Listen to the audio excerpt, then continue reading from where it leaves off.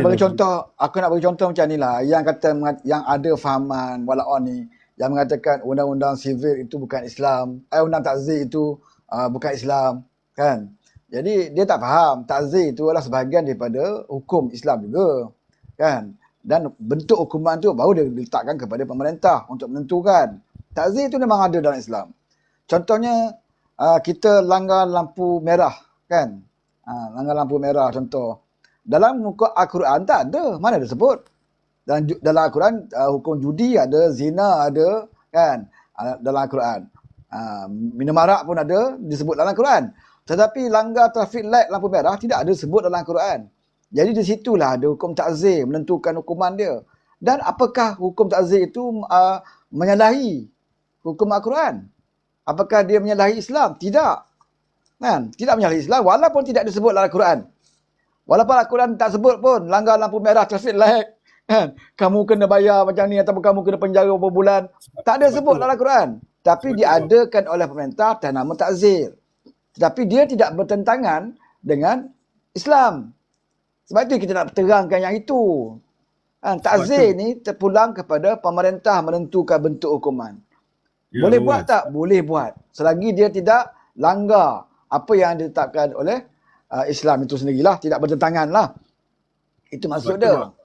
Sebab tu Wawan, kita tengok dalam Quran disebut Allah melaknat orang yang ambil rasuah ni. Okey Wawan, terima kasih. Saya duduk bawah. Okey. Terima kasih Syarul. Terima kasih Syarul.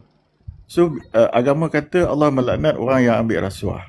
Tapi dia tak sebut di situ kalau ambil rasuah kena hukum macam mana, sebat ke, pancung ke apa ke, kan. Jadi maknanya itu dah dilepaskan kepada pemerintah supaya menentukan hukumannya. Tapi benda tu memang salah. Sebab tu bila Muhyiddin buat satu posting yang begitu, konon-kononnya tak ada lagi. Bila 16 kesalahan itu dimasukkan, maka tak ada lagi dah takzir tu. Maknanya siapa yang nak di Kelantan, siapa yang nak buat dah boleh buat. Kan? Jadi ini satu pemesongan pemikiran rakyat yang begitu teruk dan tidak bertanggungjawab lah dari seorang yang dikatakan bekas Perdana Menteri, kan. Jadi sepatutnya pembangkang pun ada tanggungjawab untuk sama-sama mendidik rakyat juga, kan. Soalnya sekarang ni paksinya ialah keluhuran perlembagaan. Itu saja. Dia tak ada isu lain dah. Sama ada undang-undang tu harmoni atau tidak dengan perlembagaan. So Mahkamah Federal kata tidak untuk 16 seksyen ini. So itu saja isunya. Bukan pertentangan di antara dua hukum misalnya. Sekarang ni ustaz-ustaz diorang dah mula main pertentangan antara dua hukum. Kita malang mempunyai pemimpin yang konon-kononnya nak memijak undang-undang syariah. Itu tak betul. Tak betul sama bila perlembagaan dah tak orang kata tak ikut acuan diorang punya enactment tu, diorang nak cakap sekarang ni perlembagaan penjajah. Macam Abang Wan cakap tadi, Hadi Awang dia cakap perlembagaan hari ni perlembagaan penjajah. Yang herannya masa dia angkat sumpah jadi ahli parlimen tu, siap bersumpah lagi kan, nak mempertahankan perlembagaan. Perlembagaan mana yang dia nak pertahankan tu? Bukan perlembagaan yang dikata perlembagaan penjajah ni. Cakap belit-belit. Aduh, patutnya pengundi-pengundi diorang ni patut sekarang mulai hari ni, saat dan ketika ni dah patut berfikir dah. Orang yang aku letak ni betul atau pun tak betul. Patutnya dah kena fikir dah. Walaupun dah tak ada otak, carilah otak tu balik untuk fikir balik kan. Sebab tak logik akal. Apa yang dia cakap tu pun tak selari dengan apa yang dia buat, kan? Jadi itulah Fendi, Abang Wan. Saya fikir benda ni ialah dia berbalik kepada politik kebencian. Kebencian diorang yang ditanam oleh pimpinan-pimpinan Perikatan Nasional ni kepada rakyat, kepada penyokong dia sudah keterlaluan. Maka timbullah VTT macam satu Mamat tu memang celaka betul lah. Apa nama dia tu, yang mempermain-mainkan hukum agama. Apa? Didi Chronicle tu? rasanya ya kot ada isu dia tu. Tadi aku boleh tengok satu itu masuk juga Kalau Didi Chronicle tu mak ayah dia bukan rakyat Malaysia tu. itu masalah dia. Sekarang ni bila pimpinan pembangkang ni tidak ada tanggungjawab. Jadi senang-senang asalkan ada untung politik untuk mereka akan cucuk rakyat. Walaupun benda tu memang sah-sah tak betul. Jadi inilah yang berlaku. Adakah kita nak masa-masa ke depan keadaan tu berterusan? Itulah kita berbalik kepada pangkalnya ialah keharmonian dengan perlembagaan. Soal perlembagaan tu dianggap konon-kononnya dianggap penjajah apa semua tu, itu soal kedua. Sebab itu soalnya soal dah berlainan. Kau kena pindah, kau kena sokong untuk pindah, kau kena bincang, itu soal di parlimen. Tapi soalnya sekarang ni ialah undang-undang enactment syariah 1 Kelantan itu 16 section itu adalah tidak harmoni dengan perlembagaan. Maknanya salah dari segi perlembagaan, itu saja. Jadi ini yang diorang main-mainkan sekarang dan aku tengok tak reda kan. Jadi sebenarnya bila apa yang berlaku urusan Nek Elin tu, kita nak tanya pada pemimpin PAS Kelantan sendiri kan. Apa yang ruginya dengan ditarik balik 16 tu? Apa rugi dia? Tak ada rugi. Bagaimana kesalahan tu tetap tidak boleh dibuat di Kelantan. Tetap tidak boleh dibuat. Kalau tak percaya cuba kau pergi lewat kambing sekarang kat Kelantan nak tengok. Lepas ke tak lepas kau? Kan? Benda itu di antara yang telah ditarik balik. Tapi apakah undang-undang tu tak ada? Buat tengok. Ada. Mana undang-undang persekutuan akan diguna pakai yang lebih tinggi hukuman dia. Bukan 2 tahun, bukan 3 tahun. Lebih tinggi hukuman dia. Sebab itu yang aku sebut tadi semalam yang ada dalam Surat Khabar semalam. Ustaz yang merogol dan meliwat. 2 kesalahan dia buat. Merogol dan meliwat pelajar dia. Kan? Pelajar asrama. Dia dibawa ke mahkamah dan jatuh hukuman. Bermakna kes yang berlaku di Kelantan itu, ada orang kena. Walaupun baru beberapa hari baru ni undang-undang syariah itu ditarik balik. Kan? Tetapi perbuatan yang kau buat itu masih lagi menyalahi undang-undang. Tapi undang persekutuan lah. Yang lebih berat hukuman kepada ustaz ni. Kan? Sebab tu aku cakap, dan kita ingat, bila tarik je undang-undang tu, maka tidak ada lagi undang-undang di Kelantan. Ini yang masalah dia mainkan di kalangan penyokong mereka. Abang Wan, satu lagi saya nampak pimpinan diorang ni ada guna satu teknik lah untuk dapat sokongan daripada walaun ni. Teknik memandulkan akal. Kalau kita tengok komen dekat bawah ni pun ada seorang 2 orang ni memang akal dia dah mandul ke. Sebab apa? Sampai tak boleh nak fikir lah. Benda tu fakta dia macam ini. Kan? Enakmen yang diorang gubal tu tak selari ataupun bercanggah dengan perlembagaan. Itu sebab benda tu ditolak. Kan? Kita nak bagi contoh mudah macam inilah. Katalah Ketua Polis Negeri Pahang ataupun Dewan Negeri Pahang mengatakan sesiapa yang tidak ada lesen memandu, kita hanya bagi bayar denda ataupun masuk penjara seminggu atau bayar denda RM100. Kan? Di Pahang. Kejap lagi Negeri Sembilan buat undang-undang satu lagi. Siapa yang tidak ada lesen memandu, tak payah 1 minggu, 2 bulan penjara. Atau bayar denda RM1,000. Kejap negeri lain pun buat undang-undang itu. Apa nak jadi pada negara kita? Kalau semua negeri bebas buat undang-undang sewenang-wenangnya, apa nak jadi? Ya ada undang-undang yang ditentukan oleh pusat dan ada undang-undang yang di bawah bidang kuasa negeri. Ini dimaksudkan yang jadi krisis sekarang ni adalah krisis yang dicabar oleh Nek Elin, ini adalah bidang kuasa. Bukan nak konten tu. Bidang kuasa. Boleh tak kau bicara satu kesalahan yang di negeri kau lain, di persekutuan lain? Boleh tak bicara kes ini? Itu yang dicabar oleh Nek Elin. Kan? Dia bukan menghina tentang hukum tu. Sekarang ni kau kaitkan dengan Nek Elin tidak bertudung lah bagai. Kau dah main serangan peribadi pula situ. Itu typical PAS punya style lah. Dia bila dia tak boleh berhujah, dia mulalah. Dia attack peribadi. Lepas tu dia kaitkan Nek Elin tu dengan sister in Islam. Sebab akal dia orang dah mandul. Itu sebabnya jadi macam tu. Elok juga Rahim Khalid ni naik kat atas kotak. So kita lah pasal arak ni. Kita agak nak dengar ni. Rahim Tak Khalid. apa, kita minta Rahim pergi Kelantan, pergi minum arak dekat pasar raya tu. Kau minum arak dekat pasar ke depan orang ramai, kau minum arak. Tengok kau kena ke tak kena. Try lah nak test. Betul ke undang-undang dah hilang? Betul ke undang-undang ni dah hapus? Kau pergilah minum arak. Test lah. So Den Cirit tu pergi test liwat kambing ke kat Kelantan. Tengok lepas ke tak lepas? Dia tu je bendanya yang kau payah nak faham sangat. Sepatutnya undang-undang ni diperkasakan dengan cara selaraskan setiap negeri. Yes. Itu yang kita buat supaya tidak ada negeri yang takut orang nanti. Katalah dia kena jatuh hukuman kat Kelantan dan orang pihak lain tak puas hati. Takkan 2 tahun je. Dia liwat ni, lewat mayat ni. Kan? Liwat arwah adik saya. Dia kali kubur arwah adik saya, diliwat mayat adik saya. Takkan 2 tahun je kot. Dia tak puas hati. Maka dia cabar benda ni ke Mahkamah Sivil Persekutuan. Apa akan jadi? Saya ada baca kes-kes merogoh mayat ni, tapi di luar negara lah.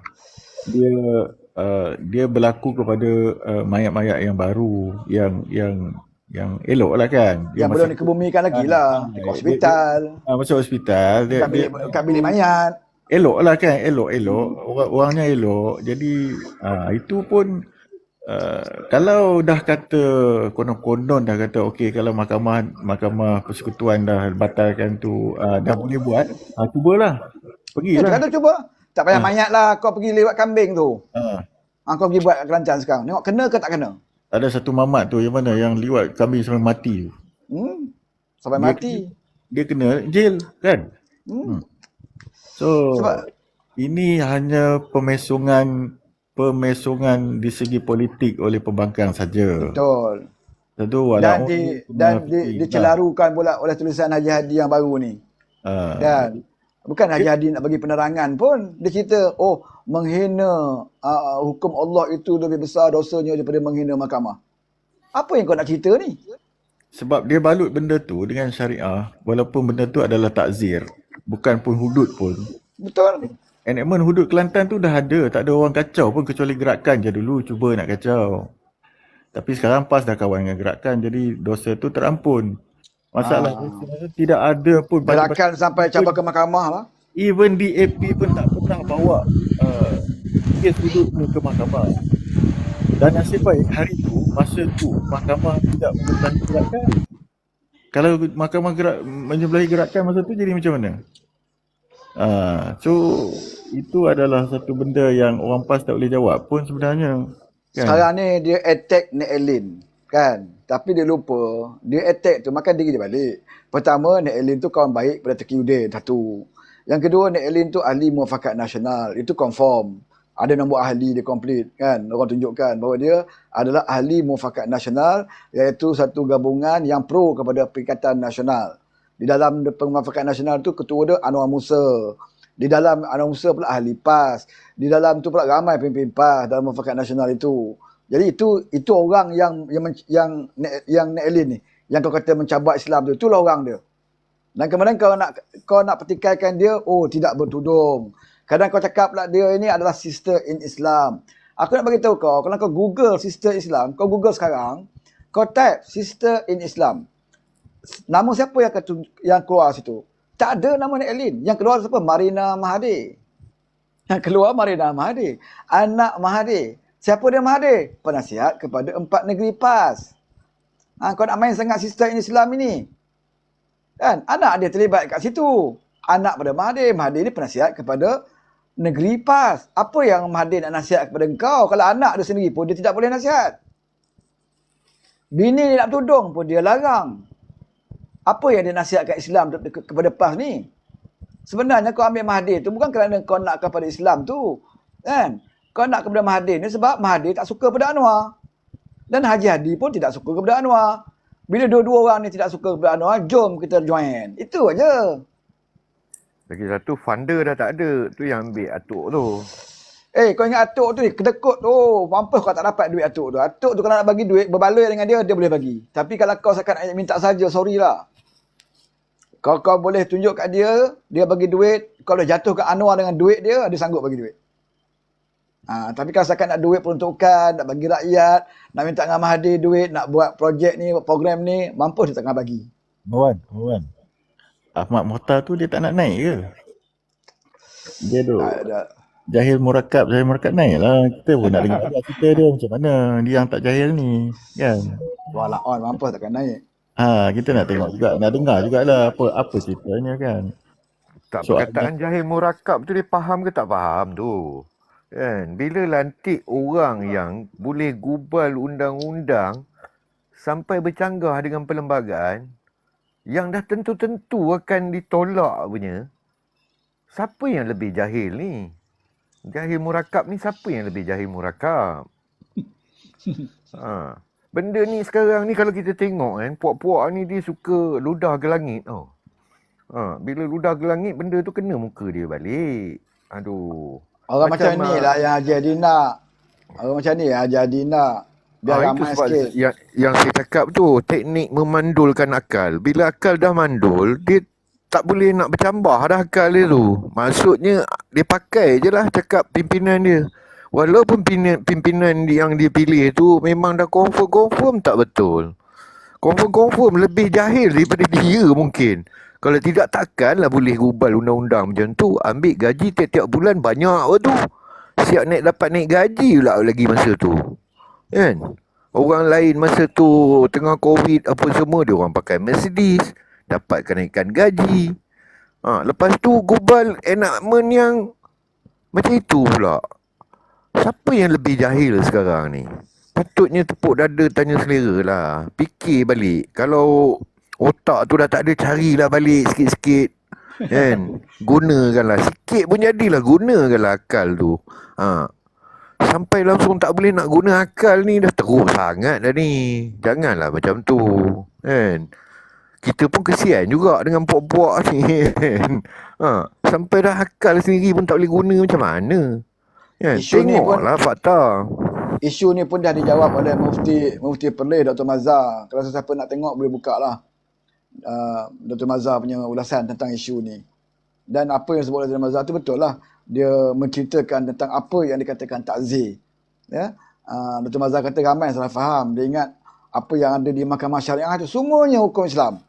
Nama Mahkamah Syariah dia ingat semua hukum Islam. Sedangkan negara lain tak ada Mahkamah Syariah pun. Di Malaysia dinamakan Mahkamah Syariah. Yang lebih berfungsi kepada urusan nikah kahwin, cerai berai, tuntutan pusaka, dengan Islam, faraid dan sebagainya lah. Itu yang berfungsi. Yang lain tu ada takzir. Dan tak ada bezanya takzir Mahkamah Syariah dengan takzir di Mahkamah Sivil. Tak ada beza. Dan kedua-duanya dibenarkan oleh Islam. Kerana takzir itu sebahagian daripada hukum Islam.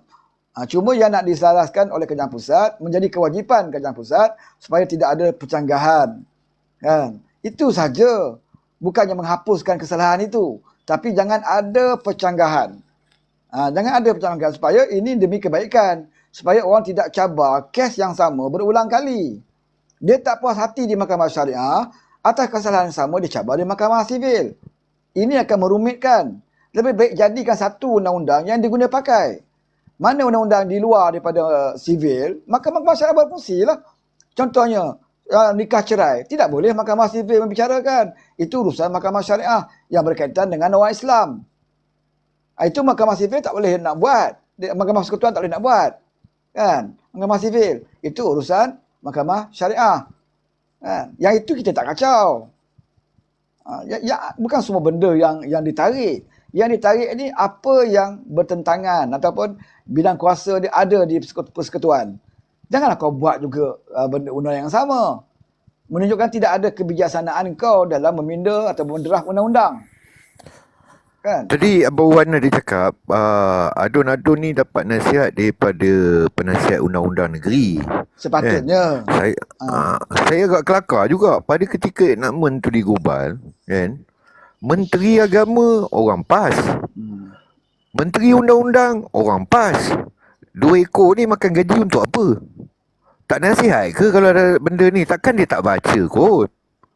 Daripada situ pun kita dah boleh nampak dah benda ni ada yang tak kena ni. Kan? Orang macam ni kita nak letak jadi pemimpin kita. Kita ni dah tentulah tak pandai nak tabir negara, nak urus negara. Kan? Jadi kita nak letaklah orang yang pandai dan bijak untuk tabir dan urus negara. Kalau orang macam ni yang kita beria-ria sampai berguling-guling atas jalan apa semua nak apa ni, nak letak dia juga. Aduh. Saya tak faham lah. Saya tak faham. Memang saya tak faham. Sebab tu kata kekal, isu ni alien ni dah 2 mahkamah dah di bawah kerajaan dia. Kan? Di bawah waktu dia perintah. Benda tu dia bermula difilekan zaman kau. Kan? Di waktu itu kalau kau betul-betul tak suka orang dicabar, waktu itu kau boleh ambil tindakan di peringkat awal lagi mudah. Kan? Sekarang ni dah peringkat penghujung Mahkamah Persekutuan. Dah sampai Persekutuan, payah nak buat dah, kena keputusan dah lah. Tapi kalau betul kau nak settle kes ini dengan baik, waktu peringkat awal lagi, buat bincang ni Elin. Tak payah bawa mahkamah lah, kita orang pindah kemudian lah. Kan? Kita buat pindaan kemudian. Tak payah kau cabar mahkamah. Jadi benda ni akan jadi isu. Pujuk lah pasal dia pun geng. Kau baik dengan Taqiyuddin kan? Kau baik dengan Muafakat Nasional. Boleh je bincang. Sebelum nak difilekan ke mahkamah. Runding cara baik. Kenapa Haji Hadi boleh berunding dengan Peguam Clare untuk tarik saman? Boleh pula kau berunding dengan orang kafir tu. Kan? Takut malu. Takut PAS malu. Kan? Yang saman Sarawak Report tu. Kalau bicarakan nanti takut PAS malu. Maka Haji Hadi bayar dengan Peguam Sarawak Report 1 juta lebih supaya kes itu disettle luar mahkamah. Boleh pula kau berunding? Boleh pula kau settle luar mahkamah? Dengan orang kafir? Kenapa dengan Elin, dengan orang Islam kau tidak boleh settle? Kenapa kau tak boleh settle? Waktu itu kau kerajaan persekutuan. 2 mahkamah dilalui. Tak ada pun aku tengok PAS waktu itu solat hajat depan mahkamah. Mahkamah pertama, ada PAS solat hajat? Tak ada. Ada demonstrasi? Tak ada. Diam je. Masuk mahkamah kedua, macam tu juga. Tak ada pun solat hajat, tak ada pun demonstrasi. Tiba-tiba bila kerajaan kita perintah, solat hajat, demonstrasi, doa kunut nazilah, bagai-bagai. Semua nak tunggang agama. Masa tu Dewan Pemuda PAS dah bagi statement, suruh terima keputusan mahkamah, dah hormati Betul. keputusan Hormati mahkamah. keputusan mahkamah. Waktu dia kerajaan kena hormat keputusan mahkamah. Waktu dia jadi pembangkang, tak boleh, mahkamah menghina Islam. Ini masalah dia. Ini masalah dia. Okey, Azlan Dulu turun. dapat duit banyak kawan oi. Dulu dapat duit banyak. Banyaklah kalau kita nak petikai apa yang PAS buat. Macam aku sebut awal-awal tadi, kan? Naik judi, dia kata dia tak tahu. Bukan saya bukan Menteri Keuangan. Menteri Keuangan tu Zafrul sekarang bawah kerajaan kamu. Betul lah. Zafrul bawah kerajaan kita. Tapi apakah Zafrul sekarang ini sama seperti Zafrul zaman kamu? Kiranya Di banyak zaman juga kamu lah yang dulu, orang tak tahu di zaman kamu dulu Zafrul boleh buat. Sebab apa? Sebab kepala dia macam tu. Sebab tu ikan busuk bermula daripada kepala. Zafrul di zaman kamu, kan, dia boleh buat macam itu sebab kepala dia setuju. Kepala dia setuju. Perdana Menteri setuju. Kabinet setuju. Maka dia buat. Dia buat Anwar Ibrahim. Zafrul tidak boleh buat sesuka hati dia. Sebab kepala dia Anwar Ibrahim. Anwar Ibrahim akan tentukan apa yang cadangan menteri-menteri. Anwar Ibrahim kena tahu. Boleh ke tak boleh. Sebab tu Zafrul dulu dengan Zafrul sekarang, dia beza. Pasal yang jaga Zafrul dulu, dia Kirit. Yang jaga Zafrul dulu, Ismail Sabri. Zafrul hari ni yang jaga dia Anwar Ibrahim. Sebab tu Zafrul dulu menaikkan judi dulu. Tidak, Perdana Menteri tak kisah. Menteri Agama tak kisah. Menteri Undang-Undang tak kisah. Menteri-menteri dalam kerajaan tak kisah. Sebab tu Zafrul boleh buat. Banyak juga benda yang PAS tak tahu Banyak dia tak tahu. Yang dia tahu gaji masuk bila, allowance masuk bila. Ada tahu lah tu. Aduh. Yang tu Pasal tak saya ada tengok satu VTT yang apa nama Ibrahim Man cakap yang dia pun tak tahu yang kes ni Elin tu. Hari ni Abang Wan cakap dia orang pasal kes judi tu pun dia orang tak tahu juga tahu. Banyak betul yang dia tak tahu. Apa Kan dia jawab dalam parlimen, dia tak tahu. Dia kata Zafrul yang bagi. Cuma Pedang jawab, kami tak tahu. Dia tiba buat. Sial punya jawapan. Dia kata Menteri Keuangan punya kuasa. Jadi kami tak tahu. Kau nak bohong siapa ni? Apa Benda saja tu bincang dasar. dalam kabinet kan? Ya. Apa saja dasar. Bukan kau ingat menteri ni sesuka hati ke nak buat. Kan? Setiap menteri dia buat satu perkara, dia akan dibawa ke kabinet dan dibincangkan dalam kabinet. Bila dah putus dalam kabinet, baru dia akan umumkan. Dia gilik sana kan. Dan katalah sewaktu bincang dalam kabinet tu, wakil PAS orang pun tak ada dalam kabinet. Ponteng tak datang. Kan? Katalah macam tu. Tak tahu. Benda dah bincang dalam kabinet. Kami tak tahu, kami tak datang kabinet. Hari tu kami demam. Kami kena cerit-berit. Kami tak datang kabinet mesyuarat. Katalah Tak tak ada tahu. minit mesyuarat Tapi tak ada ke? satu minit mesyuarat. Satu lagi, benda tu dah berbulan, dah takkan kau tahu langsung. Selepas itu, yang semenjak engkau tahu tu, kenapa kau tak buat tindakan? Tak ambil tindakan. Betul, bawa. Ya, masa meeting kabinet tu pemimpin PAN ni dia tengah kira duit gaji. Berapa orang bini nak tambah. Ingat fikir macam tu kot. Aku ingat lagi ucapan Aku sokong. Aku ingat lagi ucapan Tuan Ben Tohaman. Kan? Dia kata PAS akan bergabung dengan mana-mana gabungan parti politik untuk bentuk kerajaan kerana PAS nak jadi kingmaker. Kan? Kingmaker, penentu. Maknanya kalau kita bergabung dengan PH kena ikut cakap kita. Kalau tak ikut cakap kita tarik sokongan jatuh kerajaan. Kalau kita bergabung dengan PN, dengan Barisan Nasional ke, dia kena ikut cakap kita. Kalau tak ikut cakap kita tarik sokongan jatuh kerajaan.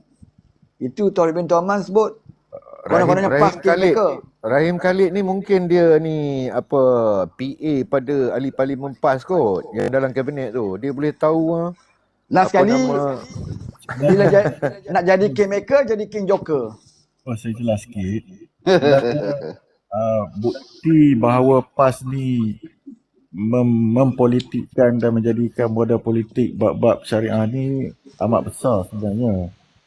Bila mana kita tengok RUU 355 yang diorang amat-amat konon-konon perjuangkan masa tak jadi kerajaan sampai buat perhimpunan besar di Padang Merbuk. Saya ingat Muhammad Khalid ni pun pergi kot. Jadi bila diberi peluang kepada Hadi Awang untuk bentangkan benda tu, dia pun bentangkan sekerat jalan. Kenapa? So walaupun kena tanya pemimpin-pemimpin dia kenapa. Kalau pada masa tu dah lulus benda tu, tambah dengan 33 bulan tu, kalau dah lulus, rasanya benda-benda begini mungkin tak berlaku. Timbul lah, betul. Tak timbul kan. Ataupun dapat dielakkan daripada berlaku. Tapi dia tak buat. Kenapa dia tak buat? Bila mana saya ingat lagi Anwar Ibrahim dah cakap dah masa tu. Masa tu dia ketua pembangkang. Dia kata okey tak apa. Kalau dah bentangkan usul tu semua orang boleh bahas. Kita bahas. Anwar ni style dia memang bahas. Tu kita bahas di parlimen. Tiba-tiba tarik balik pula. Tak tanggung. Dia Timbul balik.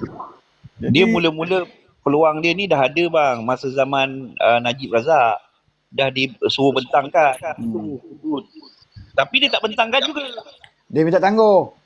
Minta tangguh. Dah sampai jadi kerajaan pun sama juga. Speaker dah offer dah kan. Dia kata marang mau bahas atau tak mau bahas, kata speaker. Saya minta tangguh speaker, kata dia. Dia dah bentang. Semua tak bahas je. Setiap round undang-undang ni dia lepas bentang kena bahas. Betul? Lepas bahas baru undi. saya rasa Masalahnya dia ingat masa tu Pakatan Rakyat masa tu pakatan ni pembangkang nak lawan habis-habisan. Tiba-tiba geng ni setuju. Tak apa, kita bahas. Jadi dia pun mati akal tarik balik.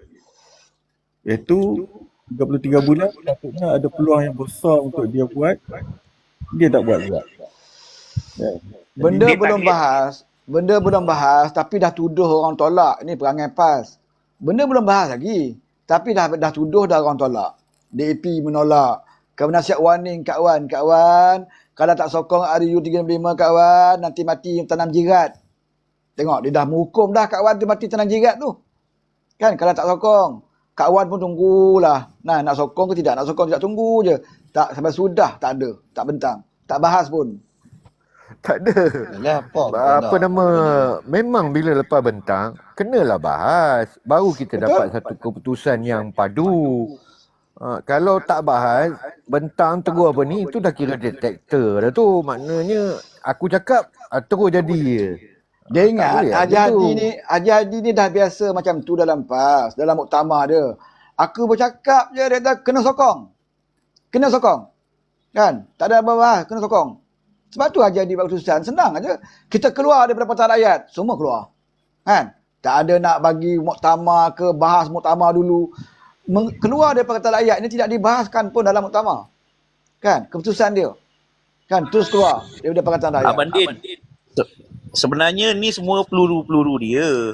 Kalau dia tak simpan, kalau dah dibentangkan, dah diluluskan hudud, nanti dia dah tak ada peluru lagi bila nak buat pilihan raya. Sama juga ni Elin ni peluru dia. Betul? Masa dia berkuasa, mana dia ada kisah? Tak ada pun orang buat berhimpun apa semua, sembahyang hajat. Masa ni Elin tu. Sekarang, bila zaman ni, dia buat lah. Itu peluru dia. Disimpan. Betul.